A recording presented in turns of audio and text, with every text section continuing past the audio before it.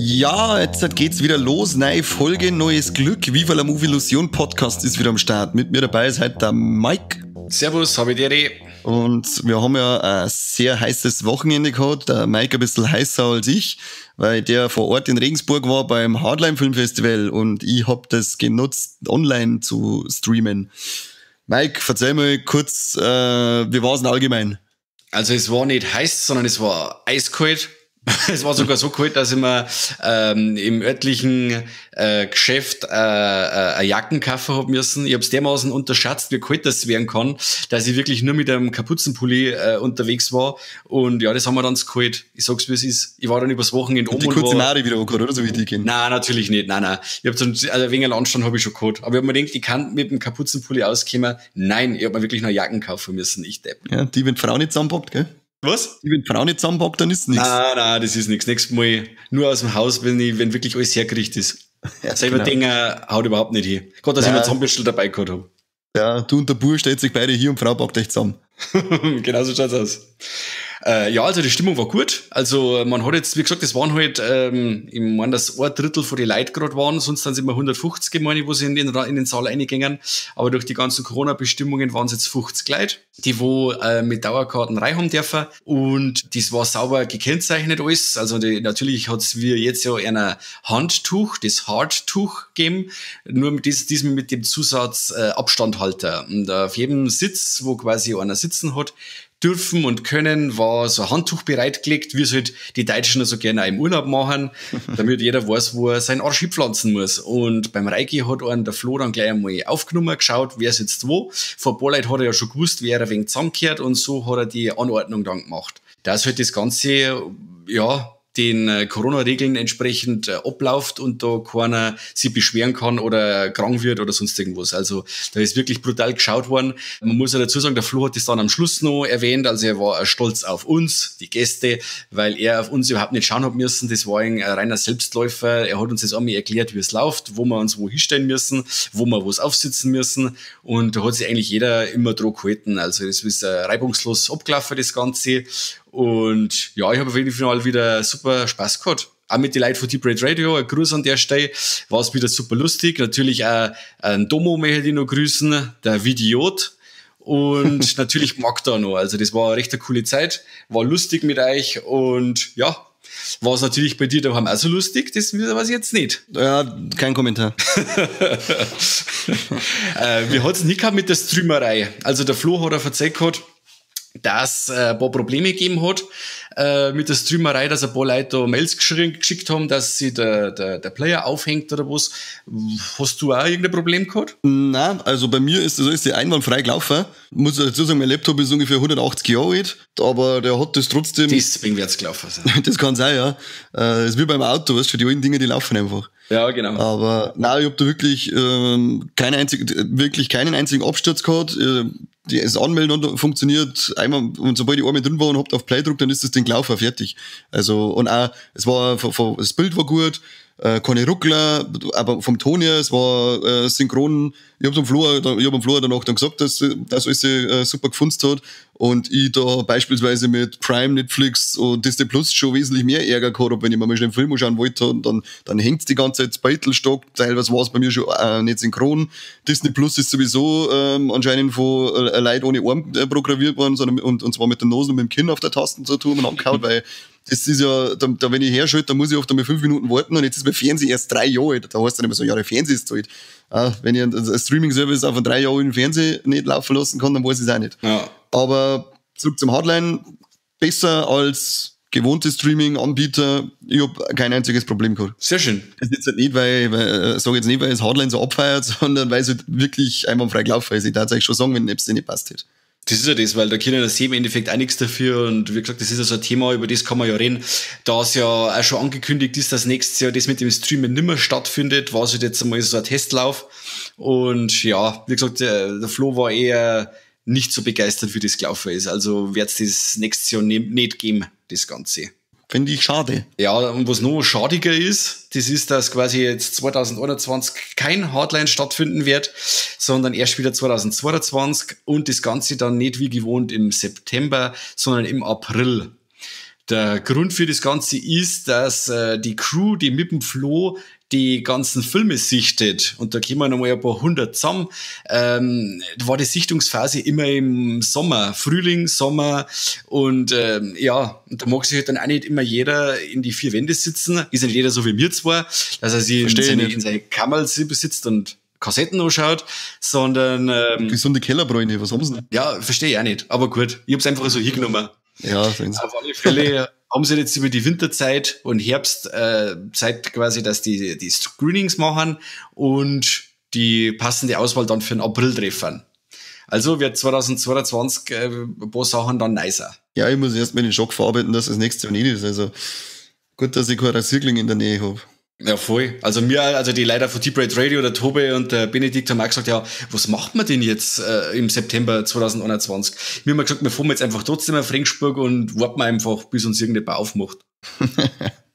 So können wir es machen. Oder wir machen halt einfach so Filmdeppen-Grillfestel bei uns. Das können wir auch machen. Wir sind im Outback am Land heraus, wir haben einen Platz, wir können es unterbringen, dann sollen sie vorbeikommen das Wochenende und dann trinken wir ein bisschen isotonische Getränke und schauen wir ein paar Kassetten. Ja, also Bier trinken mögen's eh gern. Also der Benedikt hat schon gesagt, er mag uns Bayern vor allem für unser Bier. Sag ich, gut, kann ich jetzt nicht sagen, weil ich mag bloß ein Radler, aber gut. Sie sind sehr begeistert von unserem Bier. Das ist recht, ja. Dann, also wenn es das Herz, die Breadsteppen, nächstes Jahr im Sommer schauen wir dann, dass wir bei uns irgendwo zusammenkommen. Benedikt ist selber mit dem Rad unterwegs, oder? Dann sollen wir runterfahren. Genau. Und nimmst einen Hänger mit, so ein kleines Wagerl zum Anhängen, da sitzt ein Tobi ein. Genau. Und der Max, der kommt da den Kindersitz rein bei mir. Genau, und dann radelt es runter, ist 3.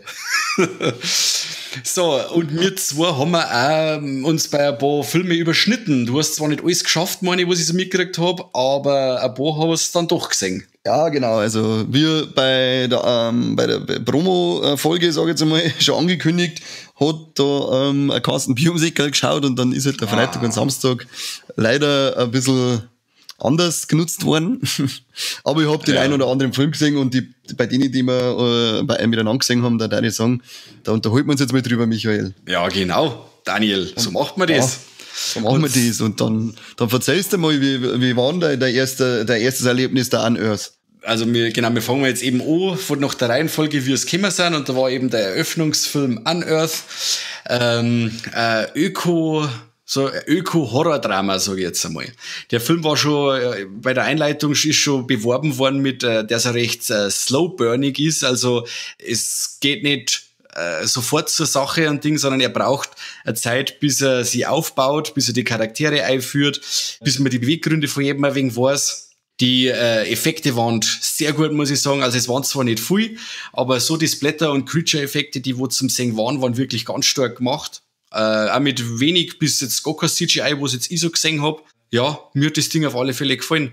Bis aufs Ende, da war mir das Ganze ein wenig überladen. Auf diese, dass der Film so gemütlich angefangen hat, war das am Schluss voll drauf. Also die Kamera war zu nahe an der, ich weiß nicht, ob du das weißt, was ich jetzt meine, die Flucht am Schluss im Maisfeld. Die Kamera war so nahe an der Hauptdarstellerin dran und es war so hektisch. Es war schon schlimmer wie bei Blair Witch Project oder sowas in der Richtung. Wie gesagt, die Balance, er kippt am Schluss dermaßen für das, dass er am Anfang so slowburnig war. Was sagst du dazu? Ja, ich schließe mich da dir an. Mir hat er auch gefallen. Er ist so wirklich ultimativ ruhig. Das sind fast 70 Minuten, bis sie da dann mal richtig was riert. Was aber dann geil war, waren auch gerade diese Effekte, wenn denen dann das ganze Gichtel zeigt aus der Fresse aus, so wächst und überall. Das hat mich ein bisschen an Ding erinnert, an Last of Us, mit denen ich Schwammerl gebe. Genau. Genauso, also so richtige Ekeleffekte sind das gewesen. Und ja, ich hätte ihn auch ein bisschen so als Öko-Horror beschrieben, weil ich glaube, es geht ja um irgendein Öl oder Firma, die da dann das Land kaufen möchte, und es sind 2 Familien da, da ist man irgendwie, soweit ich es richtig aufgefasst habe, der Zwist drinnen gewesen. Und man merkt zwar schon diese 70 Minuten, wo nichts passiert, da brodelt irgendwas, aber man weiß ja noch nicht so genau, wo es bis halt dann der erste kommt, der das Ekelzeug aus der Fresse wächst. Ja, ich muss aber sagen, auch die 70 Minuten, die Charaktere, die sind richtig schön beleuchtet worden, muss ich sagen. Also da waren noch dabei, da wo du gesagt hast, hey, die hat mir voll sympathisch, dann möchte ich, dass die nicht gut geht. Dann waren andere dabei, das waren so richtige Unsympathen, aber da hast du auch wieder verstehen können, warum die so sind, wie es sind und warum es mit einer Umwelt oder mit einer Leuten in der Umwelt so umgängen und Ding. Also wie gesagt, ich war eigentlich für ein paar Leute richtig schockiert, wie es dann auch ausgegangen ist und Ding. Also ich war schon gefesselt von den ersten 70 Minuten auch. Und am Schluss geht sowieso dann alles, da dreht sowieso alles dann hohl. Und dann, ja, muss man jetzt schauen, was am Schluss noch überbleibt. Nachdem die ganze Umgebung mit Tracking kaputt gemacht worden ist und dann auch noch gleich die Leute mit. Ja, genau. Und irgendwas Gründiges aus der Erde rauskommt.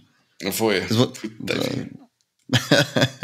richtig ekelhaft, haut's überhaupt mit so einem Scheiß. Also ich darf ihm nicht uneingeschränkte Empfehlung geben, weil ich glaube, es ist halt aufgrund von dem, dass er so langsam ist er nicht unbedingt für jeden was, aber wer so etwas mag, so wirklich extrem, also wir reden da von extrem langsamen Filmaufbau, wer mit sowas was anfangen kann, der sollte sich auf alle Fälle mal den Unearth zugute führen. Darf ich auch sagen.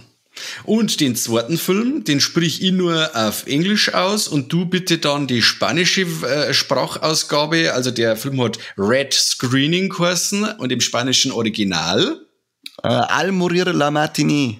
Sehr gut, sehr gut. Das hast du ganz gut gemacht. Ja, da holt jetzt viel von dem Lob, der kein Wort Spanisch sprechen kann. Richtig.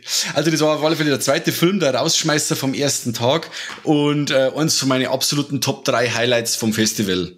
Das Teil war eine wahnsinnig coole Hommage an das 70er, 80er Slasher und Giallo-Kino. Wie war das bei dir? Hat er dir taugt? Ja, voll. Also das ist auch, aufgrund dessen, dass ich halt nicht alle gesehen hab, ist das mein absolutes Festival-Highlight gewesen, das Ding. Der ist von Anfang bis Ende geil, der ist schön düster und dreckig und dicht ist er gemacht und er spielt halt auch in einem Kino, das ist halt schon wieder ein cooles Setting, da hat er mich schon wieder gleich. Und dann der Killer, der da rumrennt, der Eye-Eater, wie er genannt wird, ist halt auch richtig geil asozial. Der Film strotzt vor geile Effekte und vor allem vor geile handgemachte Effekte. Das wisst ihr mittlerweile, da sind wir mir sowieso gleich Feuer und Flamme für so einen Film. Ich sage allein, der geile Kehlenschnitt, wenn der Typ gerade raucht und er packt ihn, schneidet den Kugel auf und dann dampft es ihm aus dem Hals aus. Das ist so geil. Ja, da bin ich voll bei dir. Und ich muss auch dazu sagen, für einen Slasher und für das, dass man die Charaktere eigentlich, von denen weiß man eigentlich nicht viel. Aber so wie es inszeniert sind, so wie es Schauspielern und Ding, man hat sofort ein Herz für die Leute. Wo es man bei anderen Slasher, sage ich jetzt einmal, wo du sagst, ja, hoffentlich stirbt er gleich, weil er mich nervt, habe ich jetzt in dem Fall überhaupt nicht gehabt. Also die Leute waren alle grundsympathisch, überhaupt nicht. Nur die dummen Nutten, die da drin die ganze Zeit raucht im Kino. Okay, ach ja, gut. Ja, die war aber scharf, die hat schon wieder einen Bonus gehabt. Ja, den Bonus hat's gehabt, aber trotzdem ist der blöde Schneuen gewesen. Ist mir vielleicht aufs Sack gegangen mit dem Raucher und dann vorne am Sitz dann Ausdruck. Weißt du, wegen solchen Arschlöcher kriegst dann bei uns im Kino, jetzt wie es im Blauling ist, kriegst keine Nachos mit Käsesoße mehr, weil sie alle dumm sind zum Fressen und Soße auf den Tisch auf den Sitz aufsauen. Ich hab mich aufgeregt, war ich froh, wie die weiter war, das Rimpfig. Aber es gab dann also aufkeimende Liebesszene und so und obwohl du von den zwei Charaktere, von dem Mann und von der Frau nix weißt, denkst du gleich, wolle, okay, die könnten zusammenkommen und Ding und ja, ich war eigentlich bei den Leuten sofort emotional involviert, muss ich sagen. Ja, vor allem bei der Hauptcharakterin, die Anna, das Survivor Girl, das ja, ich glaube, in einem von die ersten Dialoge wird es schon angekündigt, dass sie die Survivor Girl ist, wenn ihr der andere das Horoskop vorliest und sagt, auch ein Opfer wird ihr nichts bringen, sie muss sich selbst retten, heißt ja da. Und genau so ist es ja dann auch am Ende. Genau. Wenn dir das aufgefallen ist, weil die andere bringt ja mehr oder weniger ein Opfer für sie, aber hat ja nicht viel geholfen, sie muss trotzdem selber umeinander gehen. Das stimmt. Hey, sehr gut, sehr gut. Hast du hier, ich habe echt mehr aufgepasst. Ja, wirklich. Unglaublich. Und was mir noch recht gefallen hat, war die Anfangs- und die Endszene. Am Anfang ist der Bub mit dem Glasl Kaugummis auf der Treppe, das ihm runterfällt und es bricht und die ganzen Kaugummikugeln runter.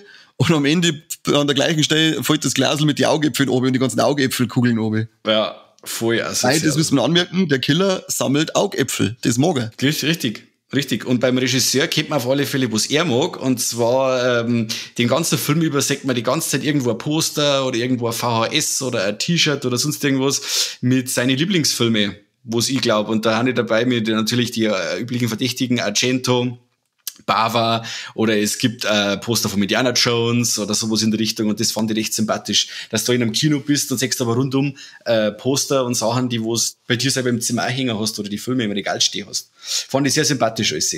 Sehr sympathisch, ja. Sehr gut. Dann, den zweiten Tag hast du komplett auslassen, glaube ich. Ja, müssen wir eigentlich nur kurz sagen, dass wir dem Almorir La Matinee, sprich ich jetzt, eine uneingeschränkte Empfehlung aus. Okay. Ja, bin ich dabei. Falls es noch nicht durchgedrungen ist, also 100%ige Empfehlung. Genau, den bitte in Figur einbauen. Ja, sofort.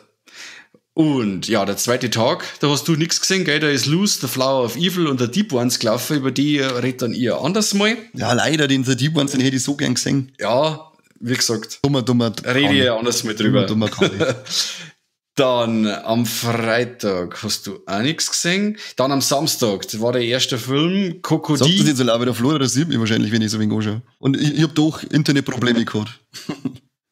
Der Player hat sich aufgehängt, den ganzen Donnerstag, Freitag und Samstag. Ja, dann passt es aber wieder nicht zusammen auf das, was du jetzt vorhin gesagt hast, dass du nie Probleme gehabt hast. Ach, scheiße. Ja, komm ich nicht raus aus der Affäre, bin ich schon drin. Nein, kommst nicht raus. Der nächste, wo wir zu zweit gesehen haben, vielleicht bringen wir es jetzt endlich einmal raus, Cocody, Kokoda. Der ist schon angekündigt worden vom Flo als eine Variation von und täglich grüßt das Murmeltier. Wo es auf eine gewisse Art und Weise ja stimmt. Wie hat dir gefallen? Da muss ich jetzt sagen, das war mein Bu von dem Festival, von dem bisschen, was ich gesehen habe. Das okay. Mit dem täglich grüßt das Murmeltier, das trifft's ganz gut. Also er ist jetzt, Bu heißt jetzt, er hat mir nur am wenigsten gefallen, er hat aber trotzdem seinen Wert gehabt, der Film. Soll jetzt nicht heißen, dass er beschissen ist, er hat nur mir, von denen, die ich gesehen habe, am wenigsten gefallen. Hat aber eben dieses täglich grüßt das Murmeltier, diesen täglich grüßt das Murmeltier, Flair, fix Schlaganfall. Und ist er ziemlich, die drei, die da rumlaufen, die sind total gestört, das ist jetzt mal so gestört, aber irgendwann ist man jetzt oft wiederholt gewesen. Und irgendwann mal gedacht, ja, jetzt sag, was du möchtest oder wie gar, das war mir dann irgendwann ein bisschen zu viel. Okay. Ja, ich muss sagen, am Schluss, das hat sich dann so oft wiederholt und auch eben, das war dann auch sehr ähnlich. Aber, genau. Wie gesagt, das war dann immer ein wenig was anderes und wenn du dann am Schluss ein wenig so durchblickst, warum, wo es ist und so, dann sagst du, okay, jetzt verstehe ich, warum das so sein muss. Weil der ganze Film ist im Endeffekt ja nichts anderes wie eine Trauerbewältigung. Im Endeffekt ist das wieder eine Therapie, wo du immer alles immer und immer wieder hochkaust und immer wieder von vorn verzeihst und so läuft das da auch ab. Und ich fand den eigentlich sehr unterhaltsam. Also den Anfang auch, die Einführung von der Familie, dann auch dazwischen die Schattenspiele mit den kleinen Häschen und so, war super schön, also war richtig emotional. Ich war wirklich emotional involviert in der Schattenspielgeschichte von den Hasis. Das war so süß und traurig. Das war echt richtig schön und melancholischer. Und halt auch, wenn man weiß, was da vor ihm passiert, das ist halt erst einmal gleich einmal sauberer Schlag in die Fresse. Und bis dahin hat er mich ja komplett gehabt. Aber als eben dann diese Wiederholungen losgingen, da hat er mir die ersten 2-3 Mal noch gehabt, aber ich weiß ja gar nicht mehr, wie oft er sich das wiederholt hat. Und dann ist so, wie du gesagt hast, dann ist es oft. Das ist mir dann zu oft gewesen. Da waren vielleicht 2-3 Wiederholungen weniger, aber in dem Fall für mich mehr gewesen. Ja, das sehe ich auch so. Bis zu dem mit den Hasel, dieses schöne Schattenspiel, was du gemacht hast, da ist echt so, dass du da sitzt und sagst, jetzt habe ich hier aber gleich ein bisschen Pipi in die Augen, ne wahr? Ja, genau, so ist es mir auch gegangen. Und es waren zwar auch so ein paar Sachen dabei, da bin ich jetzt nicht ganz mitgekommen, sage ich jetzt einmal, die muss ich aber dann vielleicht schließen, wenn man den Film dann ein zweites Mal sieht, weil doch ein paar Sachen dabei sind, wo man recht viel interpretieren kann oder soll. Ja, genau, das ist auf alle Fälle einer, den man zweimal, wenn nicht sogar dreimal sehen muss, dass man, glaube ich, voll ins Durchsteigt. Ja. Zumindest mir, zwei dämlichen Bauern. Und das Kinderlied, das wo da des Öfteren angestimmt wird, das habe ich am nächsten Tag in der Früh, mache ich die Augen auf und habe sofort das Lied im Kopf gehabt. Das war Wahnsinn. Das hat sich bei mir richtig in die Gehörgänge reingefressen. Ich glaube, es hat daran gelegen, dass du in deinem Suff geschlafen hast und der Tobi hat dann die ganze Nacht zärtlich ins Ohrwaschel gesungen. Sagen wir jetzt nichts dazu. Während der Benedikt mit Melkfett Pfirsei massiert hat. Was in Ringsburg passiert ist, bleibt in Ringsburg. Ach so, okay, dann sagen wir nichts mehr. Ist Assis. Aber zu wo wir noch was sagen, das ist zum Oak Room. Das ist der nächste Film auf unserer Liste, den haben wir beide gesehen. Produziert von kann man Spätzeln sagen, von Black Fawn Films. Kann man das sagen? Haben das unsere Spätzeln? Ja, wir haben ihn schon 3-mal gesehen, also müssen wir schon fast Spätzeln sein. Also der Chad Archibald und seine Firma haben den Film produziert. Das Ganze ist ein Kammerspiel, das es ist wirklich halt nur ein Kammerspiel. Es ist ein Film, der wo sich nur in Bars abspielt im Endeffekt und besteht aus Dialoge zwischen Barkeeper und Gast, sage ich jetzt einmal. Und ja, das Ende war extrem überraschend und abrupt. Also ist das auf diese, das ist eben das der ähnliche Fall wie bei Unearth. Das geht am Anfang recht gemütlich dahin, aber auch nicht, dass es langweilig ist. Die Dialoge sind messerscharf so wie der Tarantino früher war, sage ich jetzt einmal. Also wirklich Dialoge auf den Punkt und auch richtig gut geschauspielert. Und am Schluss eskaliert halt das Ganze dann. Ich habe mir auf alle Fälle meinen Spaß gehabt bei dem Teil. Dann ist mir der Spaß ein bisschen ausgeblieben. Da hab ich weiß nicht, ob es an meiner Anlageneinstellung oder so gelegen hat, ich hab mich dann ein bisschen gespeit. Ich hab den Ton so schlecht verstanden, das war für mich so leise. Ja, und recht viel lauter habe ich nicht mehr auftragen können, dann, weil irgendwann steigt mein Nachbarn aufs Dach. Ich hab da sehende Probleme gehabt, akustisch, dass ich verstehe, was die sagen. Jetzt ist bei mir da irgendwie die ganze Dialogerei auf der Strecke geblieben. Das ist natürlich mies. Das war sehr blöd, ja, aber was ich mitgekriegt habe, werde ich mir auf alle Fälle holen, sobald er verfügbar ist, weil mich die Geschichte dahinter brennend interessiert, weil nämlich der Look von dem Film war schon richtig geil, Schauspiel war ziemlich cool und eben am Schluss auf einmal denkst du, was ist jetzt halt los, eskaliert's voll. Und ich hätte halt gern gehört, warum es so eskaliert und was eigentlich los ist. Ja. Aber das, was ich aufschnappen hab können, ist das ein sehr cooles Ding gewesen. Und bis jetzt waren ja, sagen wir, die Sachen, wo der Chet Archibald seine Finger drinnen gehabt hat, und mich bis jetzt immer überzeugen können. Es ist entweder vom gehobenen Mittelmaß bis zu sehr geil, finde ich, den Zeig. Ja, immer grundsolide, ja. Da war noch nichts Schlechtes dabei. Sage ich genauso. Genau. Aber da muss ich jetzt leider sagen, bei Oak Room kann ich nicht so viel dazu sagen, weil er eben Dialog- und geschichtslastig dann ist und ich da irgendwie, wie gesagt, mit meinem Fernsehen irgendwie war es nicht so gescheit. Es ist ein Film, über den, wo man nicht so viel wissen soll. Also der baut schon auf durch das, dass der Zuschauer eigentlich überhaupt nichts weiß. Und deswegen darf ich da jetzt auch gar nicht mehr verzeihen. Jeder, der, also. Ja, dann holt man lieber mal unsere Schnauze. Holt man die Schnauze von da weg. Also von mir gibt's auf alle Fälle eine Empfehlung.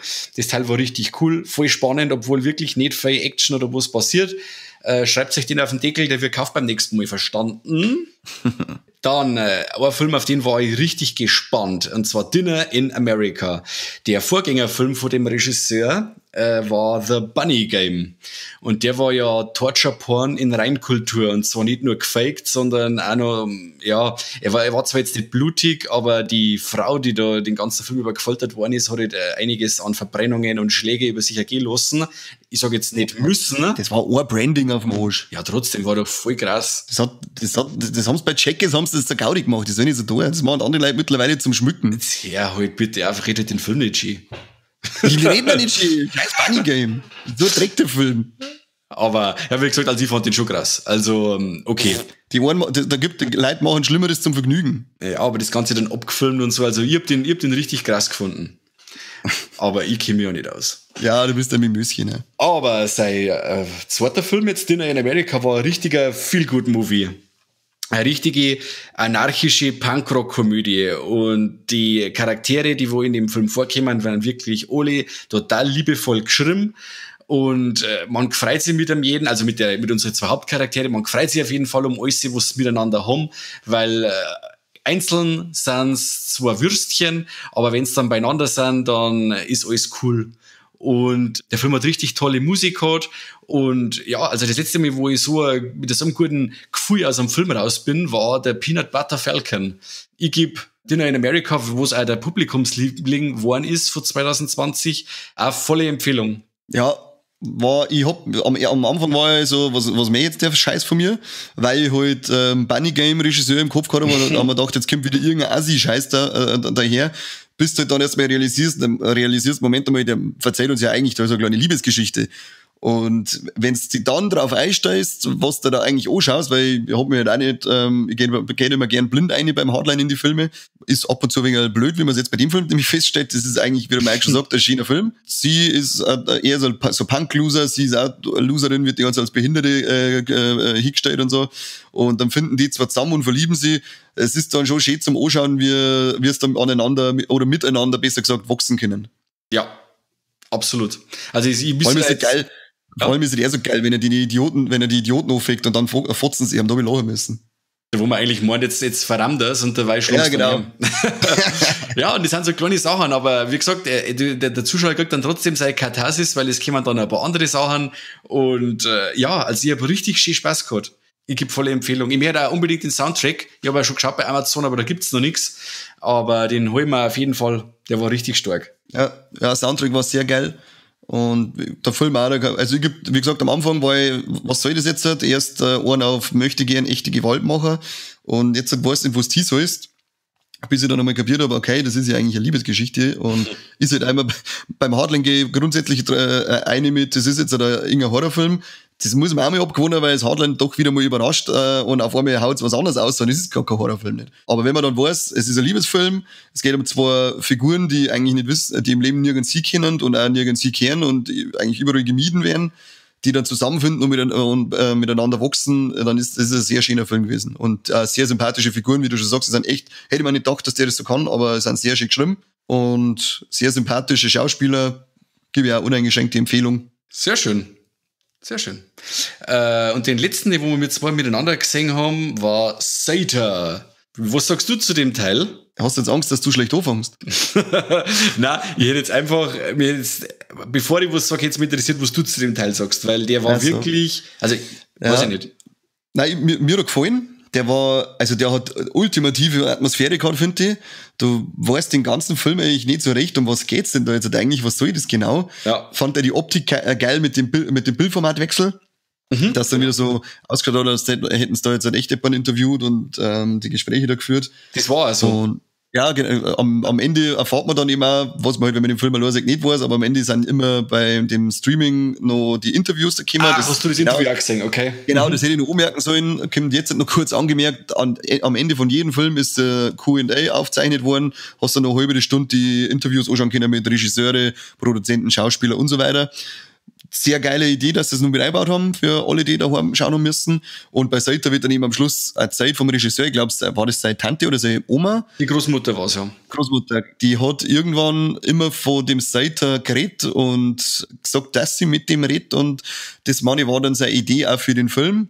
Wie am Anfang erzählt, macht er das brutal atmosphärisch, er lässt ja sehr lang im Dunkeln, du weißt überhaupt nicht, um was das eigentlich geht und das Dunkel ist auch das Stichwort, weil wenn die Szenen, die dann in der Waldhütten sind, da ist ultimativ dunkel die ganze Zeit und als Jumpscare geprägter wartest eigentlich die ganze Zeit, dass du jetzt so erschrickst, dass beide Hoden in die Bauchhöhle aufschießen.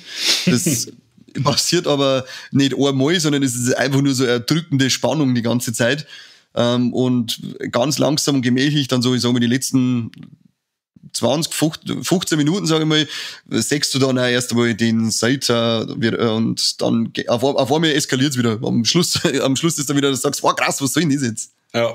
Ich sag mal, der Typ im Ofen. Krass.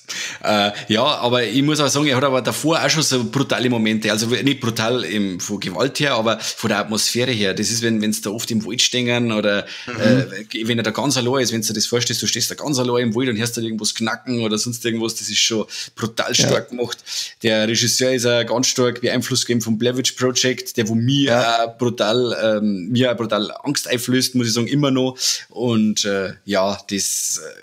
mir hat der atmosphärisch richtig, richtig gut gefallen. Das war ganz stark. Vielleicht auch, weiß ich nicht. Die Location war stark. Was? Die Location, sage ich, war da stark, weil sie nicht so der 0815, weil dann überall so geile, große, umgefallene Baum und er hat einfach so richtig nach gesteigten Gruselwald in Anführungszeichen ausgeschaut. Ja. Genau. Na, aber wie du sagst, das ist wirklich atmosphärisch ganz stark. Es wird so gut wie nichts erklärt. Der Zuschauer muss selber ein wenig sich das alles zusammenreimen und ja, ich schaue mir auf jeden Fall gerne nochmal an. Also ich muss ihn auch auf jeden Fall nochmal sehen. Auch mit dem Hintergrund wissen, dass die Filmaufnahmen von der Großmutter vom Regisseur alle echt sind. Das war wirklich ein ganz starkes Teil, hat mir sehr gefallen. Ja, schade, das habe ich jetzt gar nicht mehr gewusst, oder gar nicht so aufgefasst, dass sogar die Aufnahmen echt waren. Da war ich mir nicht sicher. Ja, und es ist auch so, dass er erzählt, dass die Großmutter hat in die 60er Jahren ein Ouija-Brett gekriegt. Und mit dem haben sie rumgespielt und von da weg hat sie den Sator gesehen. Oder im Kopf. Mit dem Gerät. Genau. Und auch ihre Geschwister, also sein Onkel und Tanten, die haben auch alle Mental Disease. Das heißt, sie waren geisteskrank, oder was heißt Mental Disease? Ja, haben wir eine geistige Krankheit gehabt, also narrisch. Geistige Krankheit. Also, das ist, anscheinend alles von dem damaligen Ouija-Brett ausgegangen oder von dem Sater, oder hat er gemeint, dass das so ist, dass seine Familie von dem Ganzen beeinflusst worden ist. Und wenn man das weiß, dann sieht man voll Autobiografisches, sage ich jetzt einmal im Film. Ob das natürlich alles so stimmt, was er verzeiht. Gut, er ist ein Riesenfan vom Blair Witch Project. Wie war damals die Marketingkampagne vom Blair Witch Project? Das war ja auch suggerieren vor, dass alles echt ist. Ja gut, vielleicht ist er eigentlich ein guter Marketingmensch oder er hat eigentlich ein brutal krasses Leben und hat das auf Film gebannt, sage ich jetzt mal. Stellen Sie sicher irgendwann in 5, 6 Jahren aus. Genau. Aber nichtsdestotrotz ist es ein sehr unangenehmer Film. Also das ist jetzt kein Film, wo ich sage, hey, möchtest Spaß haben, dann hauen wir uns her und schauen wir uns Zeit an. Ja. Der macht keinen Spaß, der ist unangenehm und man fühlt sich die ganze Zeit nicht wohl. Also zumindest ist es mir so gegangen, ich habe mir den ganzen Film nicht wohl gefühlt. Ja, das sehe ich also. Also wer die Filme von A24 mag, der darf auf alle Fälle bei Sater seinen Spaß haben. Es ist genau das Gegenteil vom Farblicht, das ist genau das Gegenteil von Midsommar. Wobei Midsommar alles hell und bunt und schön ist bei Sater alles trüb, grau, schwarz, deprimierend. Richtig. Das war dann auch schon der letzte Film, den wir beide gesehen haben. Wie gesagt, ich war diesmal sehr schwach auf der Brust, das muss man mir verzeihen, Flo, es tut mir leid. Aber dafür hast uns du nächstes Jahr das Hardline genommen. Nein, das war's auch nicht du, es war scheiß Fick-Corona. Verdammte Scheiße. Nein, aber Fazit von mir, sehr starke Filme, die ich gesehen habe, waren hauptsächlich ziemlich, wie heißt Low and Slow, oder? Heißt die Art und Weise, mit der man Pulled Pork macht. Genau. So waren auch ungefähr die Filme, die ich gesehen habe, die waren alle sehr auf Charakterzeichnung aufgebaut, auf Atmosphäre aufbauen und das haben sie in Großteil hervorragend gemacht. Und dann hat ja der Spanier Sepp, wie hat er geheißen, war eigentlich gar kein Spanier, wo war der her aus? Bei wem bist denn du gerade? Ja, der Almorir La Martinet, der hört sich der Name nur Spanisch an, aber es ist ja gar kein spanischer Film gewesen, oder? Das war doch irgendwie aus Südamerika. Der ist aus Uruguay schon, ja? Ja, genau. Das war der einzige, den ich gesehen habe, der richtig also Dauer-Action an Splatter-Effekten gehabt hat. Und das war auch mein Favorit. Ich mag's halt einfach immer wild. Aber jeder Film, den ich gesehen habe, war für sich, ist für sich eine Empfehlung und macht für sich auch Spaß. Bis auf Saita, der macht keinen Spaß. Und ja, ich bin äußerst deprimiert, dass es nächstes Jahr kein Hardline geben wird. Da bin ich sehr, sehr traurig. Ja, schauen wir mal, wie es weitergeht. Dafür müssen wir dann 2020 Vollgas geben. Ja, dann machen wir dann 2 Wochen Hardline. Genau. Und mein Favorit, der war jetzt in dem Blog noch nicht dabei. Das verzeihe ich dann beim nächsten Mal, weil ich rede nochmal in einem Extra-Cast über die Filme, die nur ich gesehen habe. Walek, jetzt sag's mir halt, ich mag den Scheiß nicht an, den du noch mehr allein erzählst. Soll ich das spoilern oder was? Nein. Ja, bitte. Jetzt beim nächsten Mal sauber zu. Ach, Kacke. Ja, da haben wir zumindest mal Ohrenhörer sicher. Genau, richtig. Wenigstens einer hört den Krampf, wo ich verzapf. Okay, also beim nächsten Mal verzeihe ich euch die zweite Hälfte vom Hardline, die wo noch ich gesehen habe. Und ja, dann sage ich danke ans Hardline, danke an Flo, danke an die ganze Organisation, an die Leute, die wo hinter der Bühne die ganzen Fäden ziehen. Es war wieder ein super Festel. In der Kinokneipe praktisch. Was? In der Kinokneipe praktisch. Dort singst die Fäden. Ja, die ist doch da hinter der Bühne. Ja, hinter die Kulissen. Oh Gott, du bist wieder so langsam. Ein dummer Witz machen und du versaust ihn. Unglaublich. Oh, er schafft es Zeiten. Mann, ich bin der einzige Typ, der Podcast macht, der 2 Humorbehinderte dabei hat. Er schafft. Gut, jetzt hast du natürlich meine Dankesrede kaputt gemacht. Entschuldigung, super. Fang doch mal an. Nein, mach ich nicht mehr. Vielen Dank an alle. Vielen Dank an alle. Es war eine super Zeit, ein super tolles, langes Wochenende und macht's weiter so. Wir sehen uns nicht im nächsten Jahr 2022 und dann aber volle Kanne. Genau, und von mir auch fette Grüße an das ganze Hardline, an die ganze Hardline-Gang, an die Deep Red Seppen und an deine 2 neuen Freunde, die du dabei gehabt hast, die ich noch nicht kennengelernt habt. Euch grüße ich auch. Und in 2022, Flo, wollen wir dann 2 Wochen Hardline am Stück haben, damit wir das verlorene 2021 aufholen. Haben wir uns da. Was da verantwortet? Vom Flo, ja. Du musst jetzt ein bisschen warten. Ich bin auf alle Fälle dabei. Ja, dann warten wir ein wenig. Okay, passt. Ja, und dann abschließend sage ich, auch über die auch die Online-Variante war für mich geil. Eben, also ein bisschen Feeling mit aufgekommen, dass die Q&As mit eingebaut worden sind. Du bist nicht komplett allein lassen worden, nur mit den Filmen, sondern du hast ein bisschen was von dem, was du vor Ort auch gekriegt hättest, zu Hause bekommen. Sehr cool gewesen und einwandfrei gelaufen. Vielen Dank, Flo. Soweit dann von uns. Und weiter geht's dann im zweiten Hardline-Podcast mit mir alleine. Das sage ich Servus, danke fürs Zuhören, Liken, Teilen. Nicht nur für uns, sondern auch fürs Hardline und die Leute von Deep Red Radio. Lasst ein Like da, die Like freuen sich, die machen sich einen Haufen Arbeit. Und Servus. Ciao.